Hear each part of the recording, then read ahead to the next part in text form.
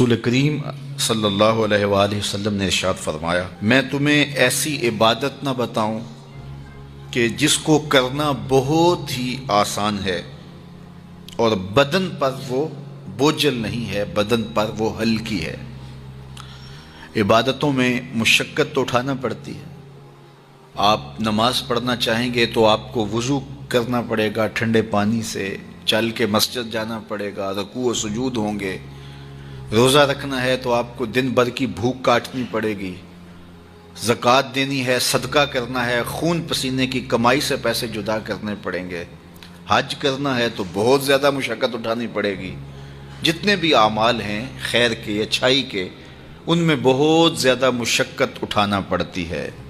یہ طالب علم یہاں پڑھ رہے ہیں، 8 سال کا چلہ کاٹ رہے ہیں، معلمین پڑھا رہے ہیں، صبح تہجد سے اٹھتے ہیں اور شام تک ایک وظیفے میں لگے ہیں، علماء ہیں کام کر رہے ہیں، بہت سارے لوگ، کتنے مشقت والے کام ہیں، تب اللہ کی رضا جا کے نصیب ہوتی ہے۔ لیکن میرے حضور نے فرمایا تمہیں ایک ایسا عمل نہ بتا دوں جس میں بدن بھی نہیں تھکتا اور ہے بھی بڑا آسان؟ اللہ اکبر! فرمایا وہ عمل کون سا ہے؟ الصمت و حسن الخلق، خاموشی اور اچھے اخلاق۔ زیادہ بولنے سے بہتر ہے خاموش رہو، خاموشی میں نجات بھی ہے، ثواب بھی ہے۔ زیادہ بولنے والا جھوٹ بھی بول لیتا ہے، زیادہ بولنے والا گالی گلوچ اور سب و شتم پر بھی اتر آتا ہے، زیادہ بولنے والا کسی کی پگڑی بھی اچھال دیتا ہے، زیادہ بولنے والا غیبت بھی کر لیتا ہے، زیادہ بولنے والا ایسا مزاح کر لیتا ہے جس سے کسی کو تکلیف پہنچے۔ زیادہ بولنے والے سے بہت ساری غلطیاں ہو جاتی ہیں، جو تھوڑا بولے اس سے غلطیاں کم ہوتی ہیں، چونکہ انسان کے زیادہ گناہ جو ہے وہ اس کی زبان کی وجہ سے ہوتے ہیں۔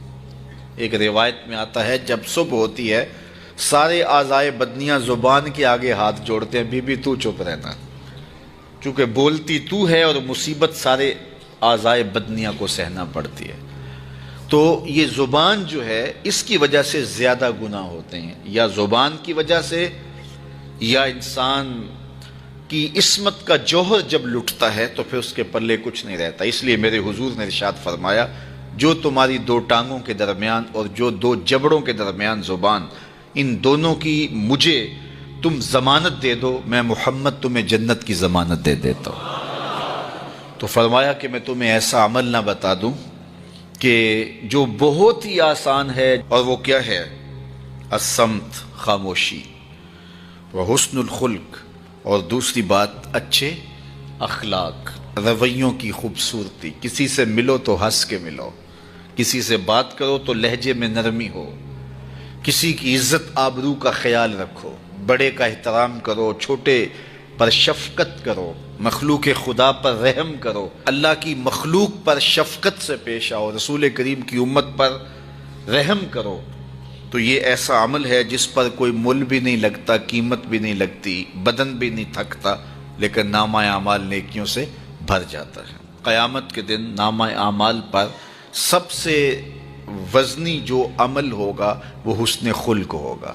حضور نے فرمایا کہ بیہودگی اور فحش کلام کرنا، یہ سب کچھ جو ہے، تو فرمایا یہ اسلام میں سے نہیں ہے، اور بہترین اسلام وہ ہے جس میں خلق اچھے ہوں۔ حضور نے ارشاد فرمایا کہ جو حسن خلق ہے یہ گناہوں کو اس طرح مٹا دیتا ہے جس طرح جو مصفہ پانی ہوتا ہے، اچھا پانی ہوتا ہے، وہ بدن سے میل کچیل اتار دیتا ہے، اور جو برے اخلاق ہیں وہ عمل کو اس طرح فاسد اور ضائع کر دیتے ہیں جس طرح شہد کے اندر سرکہ ڈال دیا جائے تو شہد صحیح نہیں رہتا۔